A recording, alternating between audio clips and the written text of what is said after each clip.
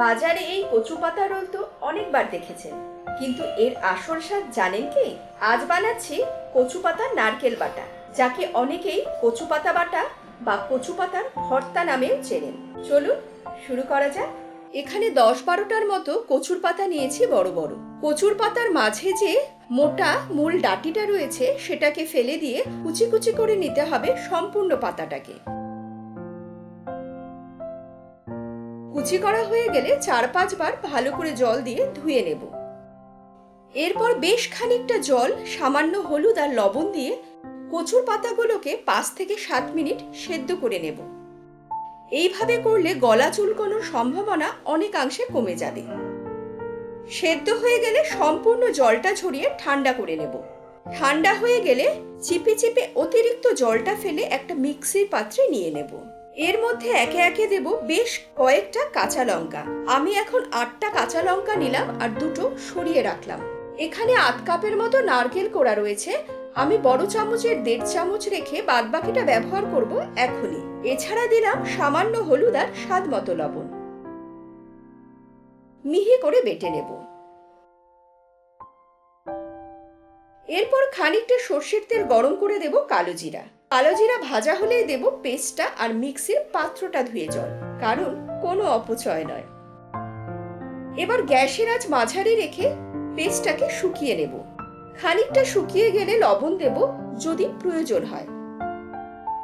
মিশিয়ে নিয়ে দেব সামান্য চিনি, এতে স্বাদটা ব্যালেন্স হবে। মাঝারি আঁচে রান্নাটা করব যতক্ষণ না বাটাটা থেকে তেল ছাড়ছে, তবে খুব ঘন ঘন কিন্তু নাড়তে হবে।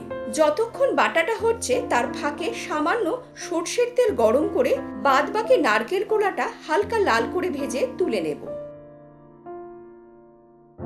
তেল ছেড়ে দিয়েছে, দিয়ে দিলাম ভাজা নারকেল কোড়া। এবার মিশিয়ে নিয়ে গ্যাসের আঁচ বন্ধ করে দেব। যে 2টো কাঁচা লঙ্কা রেখেছিলাম সেটা কুচি করে, আর দেব 1 চামচের মতো কাঁচা সর্ষের তেল। এবার একটু মিশিয়ে নিয়ে ঢাকা দিয়ে রাখবো 10 মিনিট। গ্যাসের আঁচ কিন্তু আগেই বন্ধ করে দিয়েছি। 10 মিনিট পর পরিবেশন করো গরম গরম ধোয়া ওঠা ভাতের সাথে। 1 মিনিট। এখনো ভিডিওটা শেষ হয়নি কিন্তু। এই রেসিপির সবচেয়ে গুরুত্বপূর্ণ কয়েকটা টিপস এখনই শেয়ার করছি। এগুলো মিস করলে কিন্তু সেই আসল গ্রাম বাংলার স্বাদটা পাবেন না। প্রথমত, কচুর পাতা কেনার সময় নরম ও টাটকা পাতা বেছে নিন। বেশি বয়স্ক পাতা হলে আঁশ বেশি থাকে এবং স্বাদটাও ততটা ভালো হয় না। দ্বিতীয়ত, কচুর পাতা সেদ্ধ করার সময় সামান্য হলুদ ও লবণ অবশ্যই দেবেন।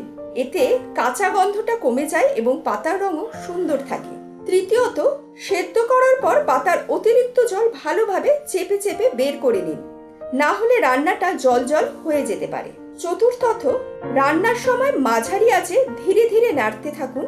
এতে কচুর পাতার কাঁচা ভাব পুরোপুরি চলে যায় এবং স্বাদ আরো ভালো হয়। পঞ্চমত, এই রেসিপির আসল স্বাদের রহস্য রয়েছে খাঁটি সর্ষের তেলে, তাই ভালো মানের সর্ষের তেল অবশ্যই ব্যবহার করবেন। ষষ্ঠত, গ্যাস বন্ধ করার পর কাঁচা লঙ্কা কুচি ও কাঁচা সর্ষের তেল অবশ্যই দিন।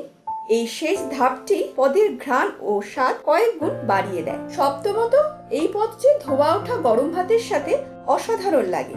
চাইলে মুসুরির ডাল, আলু ভর্তা অবশ্যই নিতে পারবেন। সঙ্গে কিন্তু একটা লেবুর টুকরো নিতে ভুলবেন না। তাহলে চলি আজকে, কেমন লাগলো অবশ্যই জানাবেন। সকলে ভালো থাকবেন, সুস্থ থাকবেন। শুভরাত্রি।